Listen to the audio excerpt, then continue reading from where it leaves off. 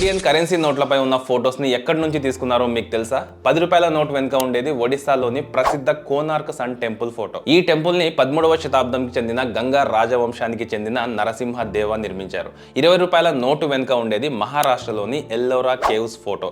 ఈ గుహలను 8వ శతాబ్దంలో రాష్ట్ర ముఖ్యమైన రాజు కృష్ణా కాలంలో అయితే నిర్మించారు. ఇక 50 రూపాయల నోటు వెనుక ఉండేది కర్ణాటకలోని హంపీలో ఉన్న రథం ఫోటో. ఇది విఠల్ టెంపుల్లోని భాగం. దీన్ని విజయనగర సామ్రాజ్య కాలంలో కృష్ణదేవరాయ 16వ శతాబ్దంలో నిర్మించారు. ఇక 100 రూపాయల నోటు వెనుక ఉండేది గుజరాత్లోని రాణి కి వేవ్ ఫోటో. ఈ అద్భుతమైన బావిని 11వ శతాబ్దంలో నిర్మించారు. ఇక 200 నోటు వెనుక ఉండేది మధ్యప్రదేశ్లోని సంచి స్తూపా ఫోటో. ఈ స్తూపాన్ని మౌర్య సామ్రాజ్య చక్రవర్తి అశోక క్రీస్తు పూర్వం 3వ శతాబ్దంలో నిర్మించారు.